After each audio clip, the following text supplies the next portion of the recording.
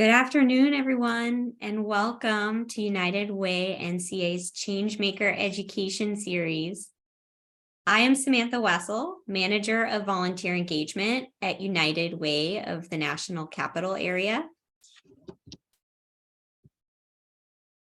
United Way NCA is uniquely positioned at the intersection of public, private, philanthropic, and nonprofit sectors to bring the best resources, individuals, and organizations together to solve our region's most pressing issues facing our community today. Today, we're here for the 10th in our education series, where we convene thought leaders and conversations focused on trends in the National Capital Area and solutions that advance equity in the region. Over the last year, we've covered topics such as women in the workforce, increasing economic opportunity for men of color, a vision for economic justice, engaging youth voices in voting rights, addressing systemic barriers that create health disparities during a public health crisis, the importance of earned income tax credit, and how the racial uprisings and social unrest in 2020 led to increased funding to Black-led organizations. In honor of National Volunteer Month, today we're going to look at the impact of volunteering on our workforce and the importance it has on our community. To set a reference point for today's conversation, there are three types of volunteering. Formal volunteering involves helping others through organizations. Informal volunteering involves helping others outside of a formal context, including doing favors for friends and neighbors. And corporate volunteerism is the concept that businesses dedicate time, resources, and skill sets to people and nonprofits in need. Before we dive into our discussion today and introduce our panelists, I want to put this into perspective and give our audience some background on the ALICE population that United Way NCA serves. ALICE is a United Way acronym for Asset Limited, Income Constrained, Employed, and represents the growing number of individuals and families working, just like us, but unable to afford basic necessities. The ALICE population represents the thousands of low and moderate income individuals and families in our region that earn more than the federal poverty level, but less than the basic cost of living for the county or state where they live. The ALICE population represents nearly 500,000 households in the National Capital Area. We all know ALICE. They may be a friend, a relative, a coworker, or a neighbor. ALICE households span all races, ages, ethnicities, and abilities. One way we can support the ALICE population is through volunteerism. Collectively, we can work together to significantly reduce the ALICE population in the coming years. This region is already actively engaged in volunteering. DC is the fifth highest in formal volunteering rates in the country at 34.2% of the population. We can't do this alone, and volunteering is a way for all of us to collectively change the odds and meet the needs of our ALICE neighbors here in the National Capital Region. As always, to bring an issue to life, we convene thought leaders in the space to dive deeper. Joining me today is Daryl Wright, Senior Vice President at So Others Might Eat, where he leads the Community Outreach Department. During his career, he's managed programs in the arts, the foster care system, medical and mental health services, and educational financing. Also joining us today is LaKendra McNair, Senior Vice President and Head of Community Climate Resiliency at M&T Bank. She spent 26 years in the banking industry, spanning retail banking, government banking, and business banking, with vast experience in the banking industry, diversity and inclusion leadership, and extensive community involvement. She's leveraging her expertise and insights to support under-resourced businesses in and around Washington, D.C.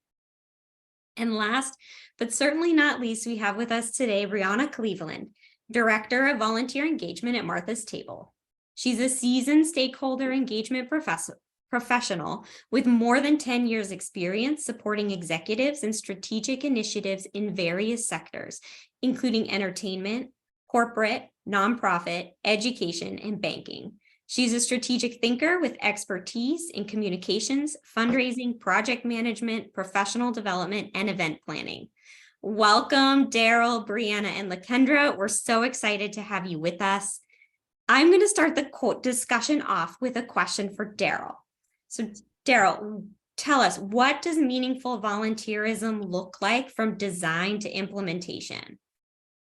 Well, first of all, thank you for the question, Samantha, and thank you for inviting me to be part of this conversation. I think when it comes to designing a volunteer program, it's going to be meaningful. It starts with how you solicit volunteers. And I think the important thing for us as some is to get to know much about why people want to volunteer, what is the skill set they have, and more importantly, what are their interests? Because when you're dealing with organizations that are very diverse with many things for you to do, you want to match somebody with something that is passionate for them and is also purposeful for the organization. And I think when you look at what our client needs are, what our patient needs are, what our continuum and program needs are, we're trying to match the volunteer interest and skill set with those needs. So there's going to be a reciprocal relationship during the volunteer period where the volunteer is getting something out of it, as well as the population being served is getting a role model. They're getting visibility. They're getting something that they can value and take with them after the experience is over with. So I think it's important in designing to be inclusive in who you're asking to come into your space and what it is they need, and then making sure the program is responsible for meeting their needs so they feel satisfied, they feel content, and the value of their service is going to have a lasting impact after that volunteer period is over with. Awesome. Yeah, I totally agree. We have to start from the beginning, start from the moment when we start recruiting volunteers into our organizations. To really do that matchmaking is so critical in making and helping individuals feel like the work that they're doing and the service that they're providing is meaningful. Briana, you have my next question. So how can we foster more equity and inclusion in volunteerism to help us meet the needs of our ALICE population? Absolutely. Again, thank you for allowing us space to have this really, really exciting conversation. So when I think about that question, I think about two different kind of pathways. First is accessibility. You know, you shared that stat that Washington, D.C. has one of the fourth largest population of individuals who volunteer. Think about who's actually able to volunteer. It's typically people who have capacity, or they're in a state where they are stable enough to give their time for free. We wouldn't necessarily think of someone who is struggling to feed their children or maintain their rent being the first one to sign up to give away their time for free. And so when you think about that accessibility point, so time of day, when is your volunteer opportunity? Accessibility in terms of transportation. Is it accessible via public transportation? Or do you have to have a car and gas and money to park in order to volunteer at a space? The physical limitation. Does the volunteer opportunity require you to be able to lift a certain amount or stand for a certain period of time or reach a certain height? Those are all things that we take into account of the volunteer opportunities here at Martha's Table. We are a volunteer-run organization with over 600 volunteer slots every week. It is something that we are extremely mindful of when we really think about diversity and inclusion.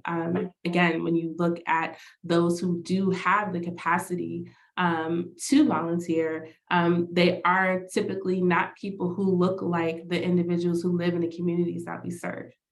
And with that, ensuring that there is diversity of experience, race, gender, religion in those spaces, being able to address the barriers that exist within volunteerism is something that a lot of professionals in this field are doing at Martha's Table. Things we have done with a lot of proposing and lobbying to our board is actually allocating funds to be able to support transportation and lift codes and Metro cards and parking for individuals who may not have a vehicle to actually come and volunteer at our opportunities. We pay for those who are in need of that service.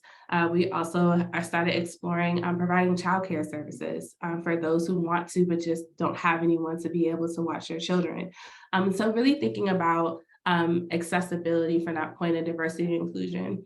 And then the other kind of direction I mentioned that this question makes me think of is fostering inclusivity. Martha's Table made a very strategic decision as an organization about 5 years ago to expand our services into Southeast Washington, D.C., primarily the Ward 8 community. As a result of all the development and frankly, some gentrification that's happening in our city, we saw that our presence on 14th Street started to slowly diminish as the people in that community were not necessarily in need of the services that we offered. And so we did extensive surveying to see, well, where in the city are individuals kind of the most vulnerable and most under-resourced and still deserving. And we made that decision to come here to Ward 8 in Southeast Washington, D.C. What we found is many of our volunteers either didn't know what Ward 8 was, let alone that Washington, D.C. extended beyond the river,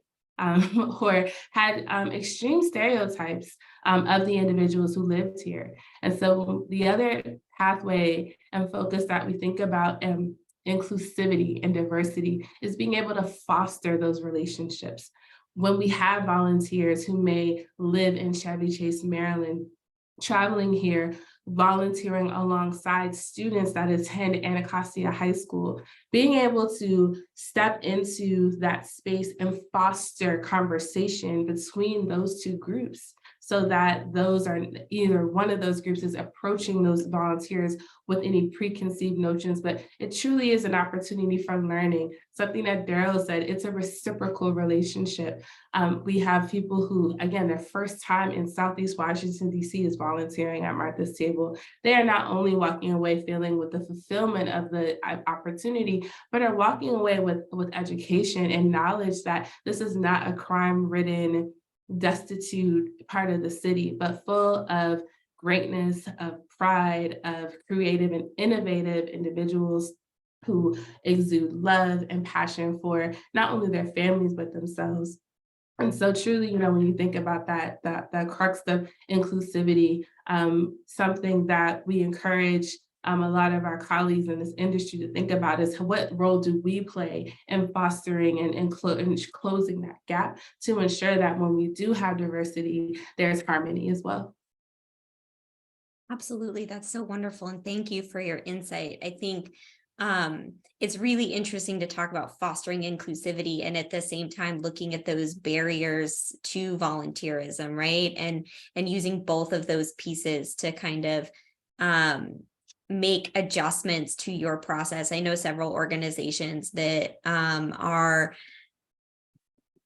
putting all of their volunteer orientation on demand online so that you don't have to show up for an orientation and then show up for your first shift. And it can help reduce some of those transportation costs, and to be providing some of those resources to your volunteers is incredible and such a great shift forward for nonprofit organizations and volunteerism as a whole. LaKendra, I have the next question for you, and I'm interested to hear from your perspective, how important are corporate volunteer programs for company culture and morale, and what impact do volunteers have on an organization's value or brand? Thank you, Samantha. I'd like to start by saying, in the sense of transparency, one of the reasons that I chose M&T Bank when I came here, at a certain point in our careers, we get to a place where we want to lead with passion and purpose in the things that we do on a day-to-day basis. And when you are in and from a community, for most times, we all want to give back and serve in our communities in a way where we can do that with authenticity. So I love Daryl's prior comments there. At M&T Bank, we offer 40 additional hours outside of personal time off, just for volunteer hours. So at M&T Bank, one of the core things that's important to us is making sure that the communities that we live and serve and work in are prospering and thriving, and that we understand what's important to those communities and be visible and present in that space. So, from a volunteerism perspective, it's the center of who we are. I think it's important from a corporate perspective, if you are going to institute volunteer programs, that you also align and make sure that that's a part of your culture as an institution. Because it's one thing to have a program and say, I'll go off and do this. It looks great, but for it to really come full circle and say, this is who we are, embedded in the community, and this is how we show up. And we offer opportunities, not just for you to say, this is something that I'd love to do and I want to take time off to do XYZ this week. If you don't know how to bring service into the community, we bring service opportunities into the body of our employees. So we have a central site where you can go in and you can say, I want to do some volunteer service and I don't know where I want to start. Let me put my zip code in and I can find a number of different opportunities. And it's a powerful thing to be able to have that a part of the culture of an organization, because that way, it's sustainable. It's not just another initiative. It's a part of what we do. We try to make sure that we install volunteerism with, I would say, from a fundamental perspective of how we engage all of our nonprofit communities. So we don't want to just offer a check. We want to also make sure that we're a part of the community, showing up, being visible. Volunteering is being of service to your talents and your time and doing it in an authentic way, to like Daryl's point, where it's an experience, right, for both the receiving and the receiving community and myself. When I think about your second part about culture and morale, part of that is we also do a lot around our employee experience and our employee engagement surveys. And one of the things that we have learned as an organization is that when you touch the heart of your employees in a genuine way, and you foster a culture where the things that matter in the communities in which they live and work, not just work, right? They live and work, and offer them an opportunity to do what's important to them outside of taking that other time off. The morale is absolutely record-breaking across the industry. We have very high employee engagement scores. And one of that is because we have embedded this into our future. Our future and our culture. The impact, I'll just share a quick story. It's nice. Not only is this volunteer, the month of volunteerism, but it's also Earth Day. So I just stepped into this new role, and we just did a community event with Serve DC and our Office of Volunteerism here in the District of Columbia. And we gathered a bunch of folks that didn't know anything about my space, climate resilient communities, or the environmental impact.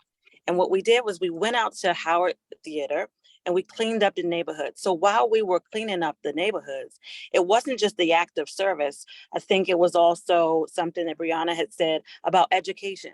So while we're cleaning up the neighborhoods and we were looking at folks that are impoverished or underserved, under recognized, right? We were thinking about our homeless community. Imagine, and I'm walking around, imagine if we were to have a flood. How would that impact our homeless community? This is why it's important for us to do this work. This is why it's important to show up. How does it, when we talk about our Alice community, how does it look when an organization comes with community with smiles on their face, not just to do work, but smiles on their face and receiving of the community, right? And making a better community for those that are in a community, maybe that you don't live or that you do work, but you're doing it with kindness and a sense of inclusion and shared humanity. So bringing that back full circle, I think the culture of an individual has to match the culture of a corporate organization, and you will be able to deliver and sustain volunteerism in a way that is a lasting impact on our communities, especially our communities in the Alice perspective. Absolutely. Thank you so much for sharing that.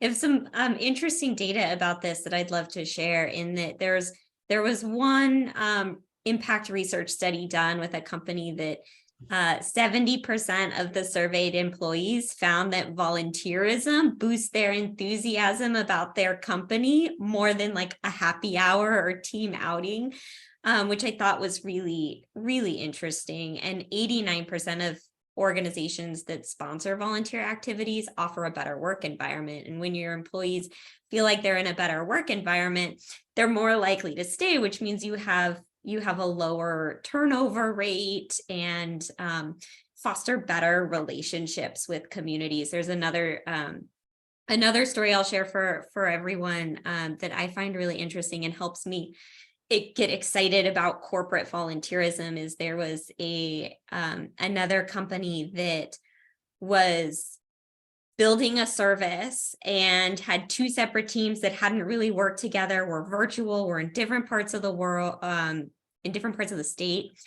And they brought them all together for a volunteer opportunity because progress just wasn't happening. Nobody was really making anything happen on this service. And while they're out doing a similar cleanup project, individuals from different teams were talking to each other. They ended up talking about the work.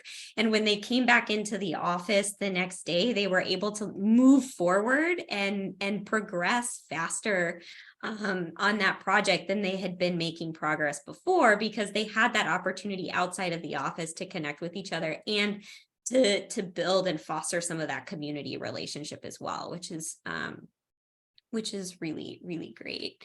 And so, all of us have been volunteers at one point. And so I would love to get some insight from you on what can you learn from volunteering as a volunteering? We've touched on this education piece a little bit, but what can someone learn from volunteering? What is that value add?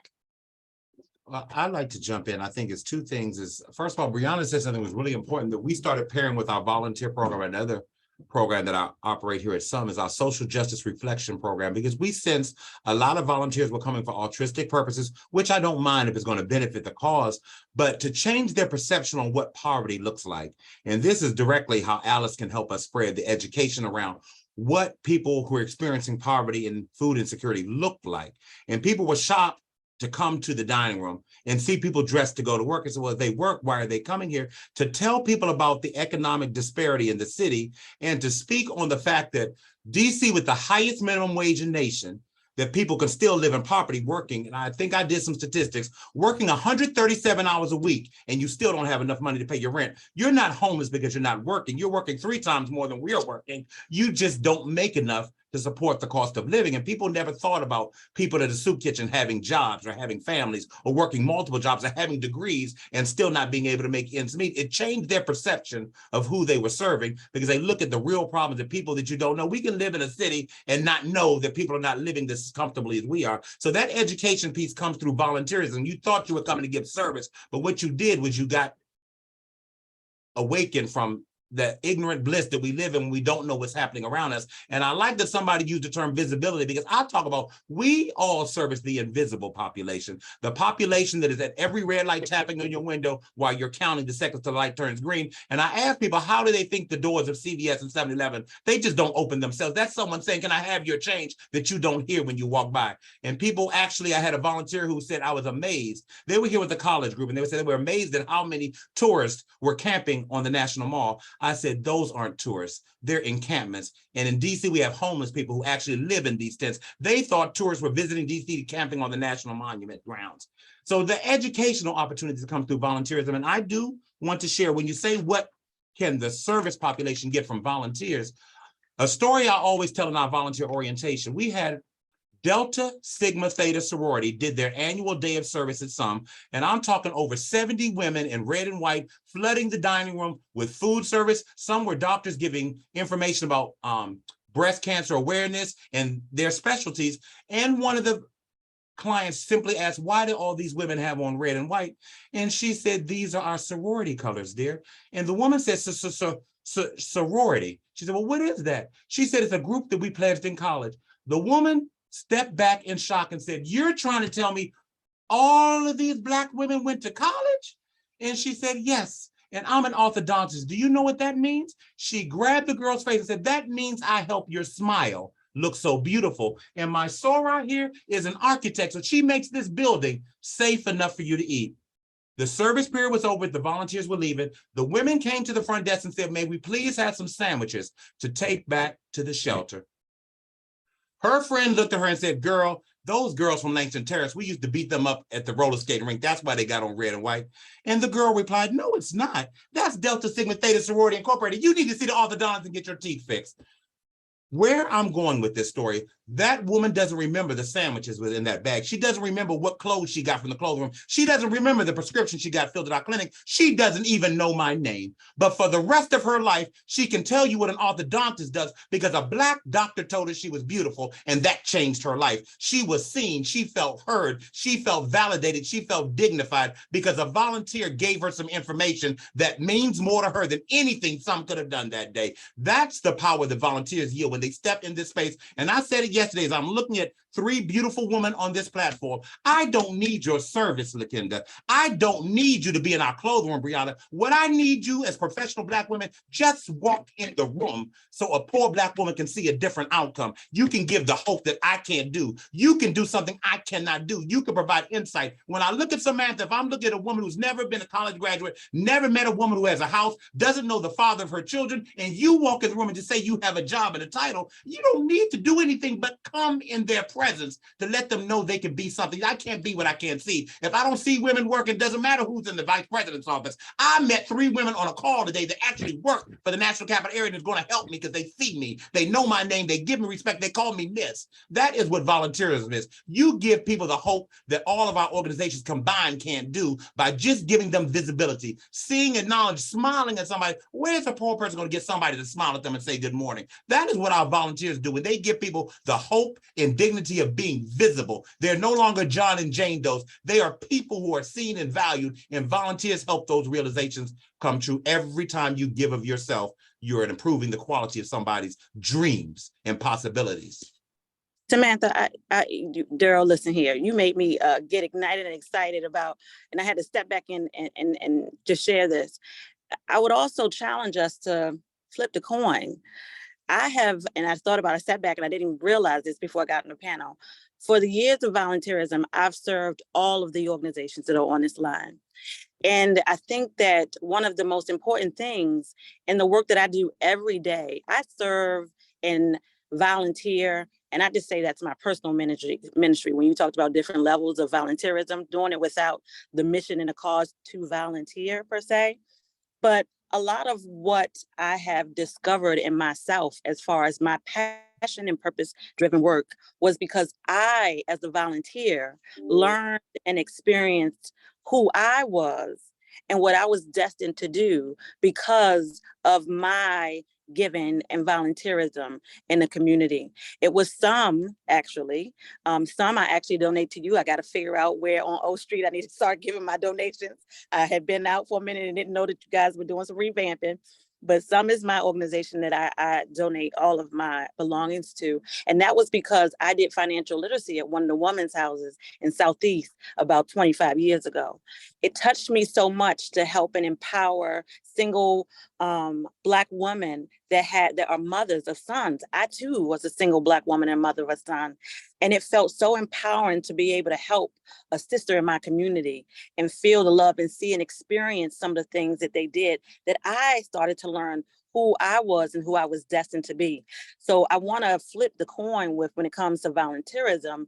It's not always about just I am the savior here. Sometimes it is that exposure in our communities that there was something that could be ignited in us that can save us to better serve others. Same thing with Martha's Table. I remember being on 14th Street and they were like, no, don't throw that bread away. It's actually XYZ after the expiration date. It's still good for so many days. Education. As a young child, I didn't know that until I went to Martha's Table. I didn't know that about United Way, the homeless thing that we did some years ago together, to watch people get their haircuts, give financial literacy in bags. I just say that to say that I think volunteerism has to be a shared community experience. It is for the volunteer to experience and take something away so that they can be a better person, and that the community that is receiving the service do the same. So thank you for that, Daryl. Also, I just wanted to, LaKendra, something Briana said that reminds me, when you talk about the diversity, and that was your previous question, Samantha, when you talk about what people have to offer, and that's why I say getting out of the donation and out of the financial part, when you give your time, what happens, especially when I love the fact that Washington metropolitan area, all the schools make it mandatory in order to graduate that you have to do community service.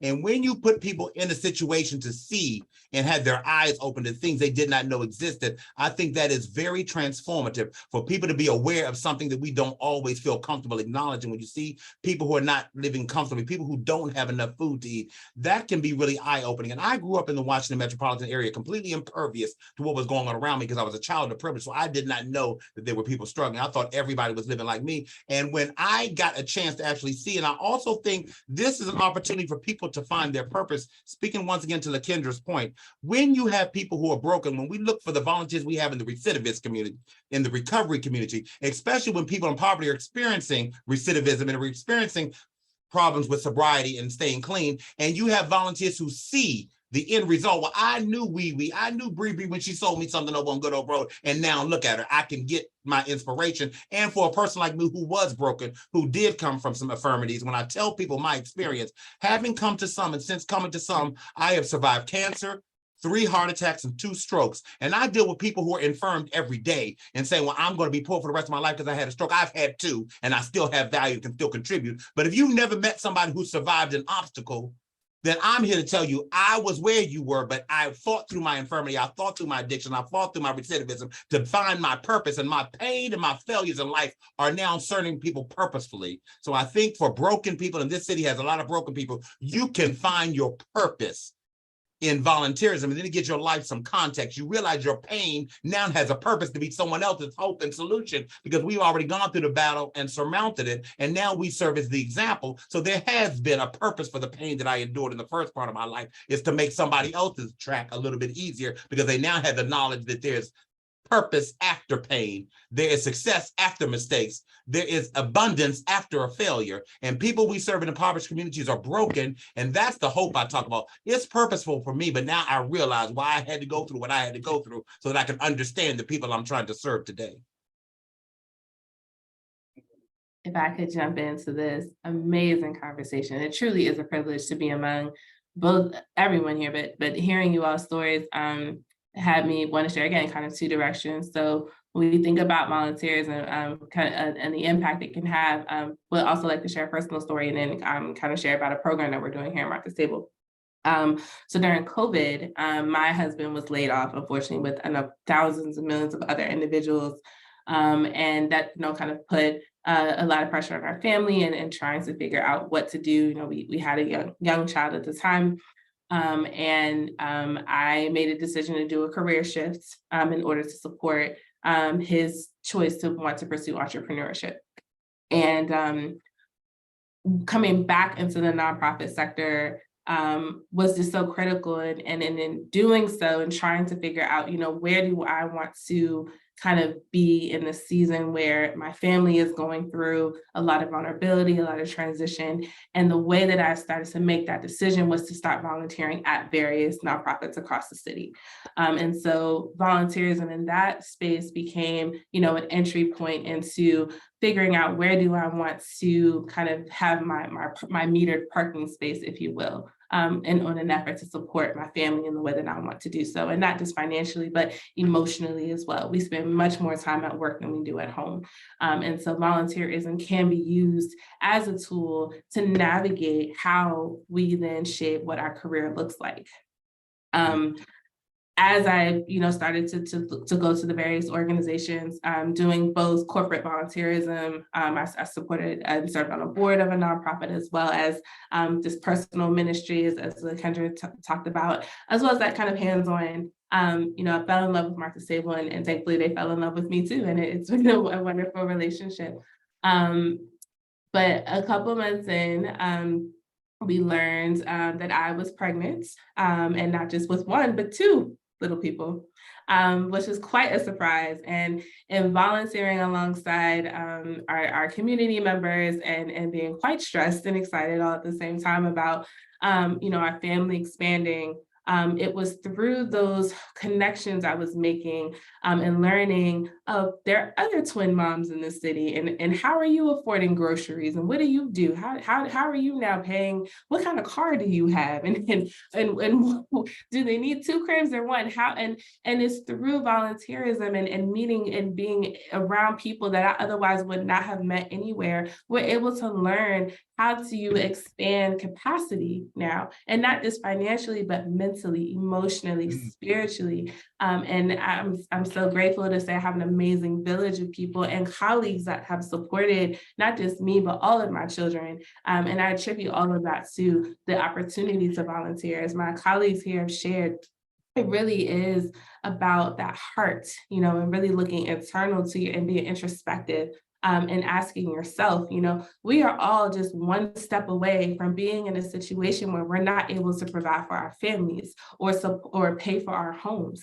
No one anticipated something like a COVID happening. We saw a 400% increase in our programmatic offerings. We went from offering 2,000 bags of groceries a week to 2,000 bags a day, every single day for almost 30 months. And these are people who were in suits, who were driving Range Rovers and Lincoln cars and things. And no one thought, if you ask that person, they never would have thought that they would be in such a predicament. But it is through volunteerism that allows you to see that we are all humans, no matter what our social economic status is, no matter what our, again, gender, identity, race, we are all experiencing the world the same as human beings. And the other point that I'd like to share to the question, Samantha, a program that we started here at Martha's Table is really linking volunteerism to economic mobility and workforce development. Those individuals who are looking to pursue careers in food and customer service or any type of role that requires systemization, conflict resolution, we're able to actually write recommendation letters for our volunteers who are applying for jobs, serve as references. We also are writing recommendation letters for high school students entering into college or looking for graduate school opportunities or trade school opportunities, because we have the option, if you're coming here and you're doing our joyful grocery bagging shift, once a week, every day, you're getting real hands-on experience with how do you manage time management. We got to make 2,000 bags in 8 hours. Right, with 5 tons of produce and 12 people, so understanding like, oh, okay, now communication, this is someone you've never met before, and now you all have a shared goal. How are you going to achieve that together? You're able to learn and cultivate some critical skills that you need, not just in the workplace, but just in your development moving forward. And so we made a decision to actually programatize that phenomenon that was happening. So we have workshops now that really walk a volunteer through, this is what you did. And these are the skills that you now have as a result of what you did. And here's what you write on your resume. So you can copy and paste, print, and we'll serve as a reference if you get an interview. And we have an economic mobility department that can assist you with your job search. So being able to really identify and hone in, how can volunteerism increase your livelihood, reduce stress in your home, and allow you to get as close to thriving as possible, is an option. We look at volunteerism I see volunteerism as a tool. It's a tool that can foster community cohesion, community healing, connectivity, socialization. Fun story, during COVID, we were one of the few organizations that was still open. Everything was shut down. We found through happenstance that apparently on Tinder, it was shared that we could be a date meetup spot. And we literally had people doing their first date as a volunteer opportunity. And one of those couples actually went off to get married. So it's so sweet. And so when you really think about the power, the transformative nature of volunteering, as my colleagues both have shared, it really can do something that can change the trajectory of someone's life. And more importantly, that next generation that's looking up at those people. Daryl talks about, you can't be what you can't see. Imagine someone, a young child, looking over and seeing someone serving with a smile, as LaKendra said, as a human. What do you think just seeing that is going to do for that person, that young child, as they come up and learn how they are to interact with the world?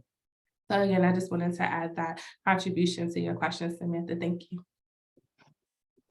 Thank you all so much. And I think, sort of trying to bring some of those points together as well is like community connection with volunteers, but also, with the area that you're serving is so important. And I think, it lends into my next question. But before I ask my next question, I do want to say for those that are on the call, we do have time for live question and answer session. If you have questions for members of our panel or things that you want us to talk about, please just drop those in the chat. We'll look forward to those. But I think one of the big pieces that's huge in volunteer engagement management right now is how do we bring individuals, how do we bring our service recipients into the fold as volunteers, and looking at that from the Alice lens of, many of the individuals that we're serving fit into that category of being an Alice household. And so how can we bring them in, and what unique perspective can they bring to the organization and volunteerism in the work that we're doing? I'd love to just kick us off. So a huge focal point of Martha's Table, since we expanded into Southeast Washington, D.C., is to have a percentage of the population support our volunteer efforts. So again, kind of going back to the conversation about accessibility, that actually happened because of feedback we were receiving from them. It's like, we want to volunteer, but we don't have childcare. We don't have a way to get there. That the hills in Southeast DC are just too steep for me to walk up from the bus. I can't get there. So I would say that's one thing, is actually doing what you can to eliminate any barriers that the Alice population would have to volunteering. Secondary, we actually try to recenter power. LaKendra talked about savior complex earlier. Something that we've done and really been excited about is asking the community members, what type of programming do you want? Yes. What are the issues that you think you want addressed? We don't want to come and tell you, you need to wear a white shirt and blue pants every day and eat an apple a day and you'll be fine. That's rude. So we ask them, what is it that you want? What type of volunteer opportunities would you be interested in doing? And from that, we then design those opportunities. And everything is to what time do you want it to happen? Is it better in the morning or the evening, on a Saturday or during the week? And based on that feedback, we built out those opportunities to align with what the community itself is saying that it needs and what's accessible to them. Yeah, I would add. Go ahead. I'm sorry. Oh, I'm sorry. No, I was just going to say still the same thing. That's a very good question, because I think to that piece of learning from our community and doing things in partnership, sometimes volunteering can be positioned where it's in service of, not in partnership of. So I think that's really important. So it empowers the Alice community when, to Briana's point, where they are leading an effort and teaching something.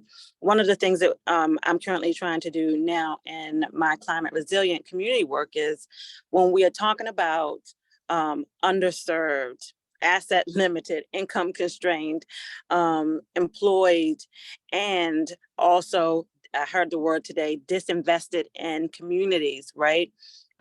Is how do we position them to lead the charge in efforts? And it's not, volunteerism doesn't always have to be an investment of a service or an action. The action can actually be listening and learning.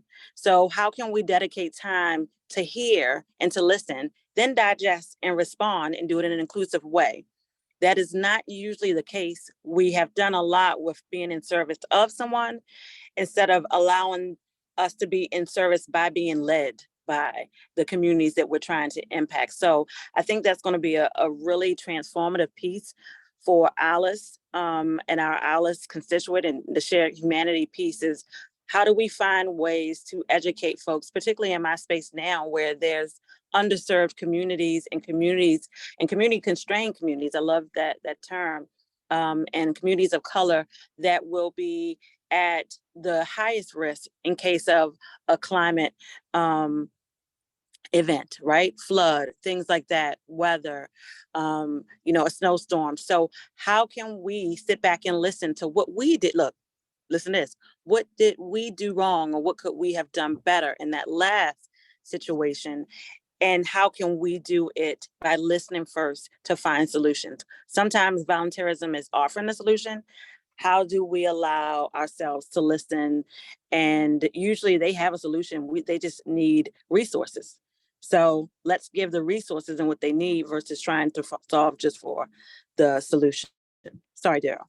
Okay, so what I was just going to add is just talking about how the times will dictate the need and what we've experienced, and why my role transitioned out of the vice president of our emergency services, which were our food pantry, our hot meal service, our showers, and our hygiene program, into community outreach. Because though we've been doing for 6 decades on O Street, there are pockets of the city who don't have access to O Street, so they don't have access to the equitable services we're providing. So in my community outreach, and to answer, and Bridget, to your question, Samantha, creating community partnerships. And because I have 47 programs east of the river, we have 14 housing programs east of the river, 1,200 people living in our properties east of the river. I set up a lot of my satellite things at schools, at churches, at lodges, where the community can come together for social education, conversation on poverty, on resources, how to escape poverty, how to get equity in services and visibility in your area while a service project is going on, while we're packing 1,000 sandwiches at a school where you have an impact. And more importantly, these hygiene kits that I'm going to talk about, these on-site service projects, something as simple as the cosmetic bag.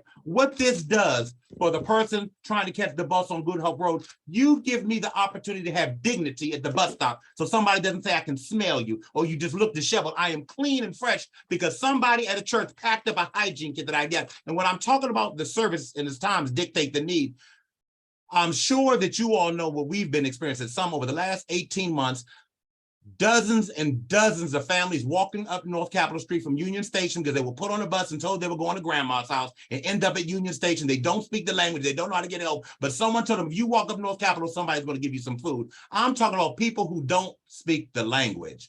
But what I learned is volunteerism is a universal language. A smile, a hygiene kit, and a sandwich bag and a hug is universal in any language. And what we experienced, and our volunteers over the last 6 decades have helped us circumvent the Vietnam War, Desert Storm, 9/11, every single day in 53 years. This building has never been closed. Through the blackouts, through the ice storms, through the pandemic, we have never not served 2 meals a day. Whatever has come our way, the society has thrown at us. With the help of volunteers, people have come to some and taken a shower, gotten food, seen a lawyer, got mail. When the post office is closed, our post office is still open. You have equitable access to dignity. And because we're just this site on O Street, I am now that entity that travels where you are, addressing food insecurity by setting up, we have an initiative somewhere where replacing liquor stores east of the river with green groceries. So we're buying as many liquor stores as we possible to turn them into green grocery spaces so neighborhoods can have a healthy place to get food,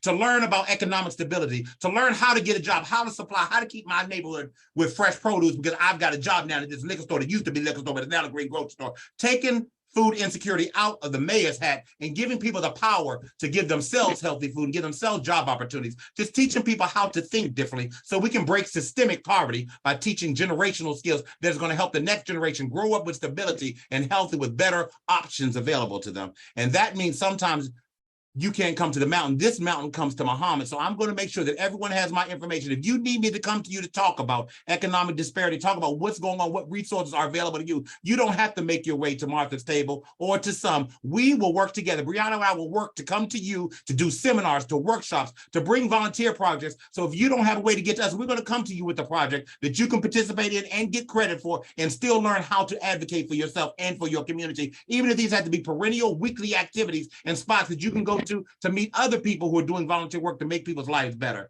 And I think that's how we get creative. If you can't make it to us, we are in this network that Samantha's brought the right minds together, because I'm not going to let them off the hook. If I'm doing something, I'm going to make sure they're a part of it. If they do something, I'm going to come with my gift cards and be a part of it. We're going to uplift people and show you that we can work together to work on the issues that plague our society and our community to make it a safer, healthier environment for all persons. And that means not just the disenfranchised, the people who are privileged, who just want partnerships to work on. We all have an equal voice and a real role to play. And if you're not sure what you can do, I'm asking anybody on this forum, Call LaKendra, call Briana, call me. We will tell you what you, if you don't know, help us let you figure it out and find out what it is you have to offer and how it can fit into one of our well shops. Because there's a place for everybody. And if you don't know your place, please give us the opportunity to show you how creative and innovative we are in finding your place and how you can make all of us work towards making people feel a part of the solution. We don't have problems, we have situations, and situations can be circumvented through solutions. And that's what we are, solution-based organizations and people on this call who are going to work together with you to be a part of the solution.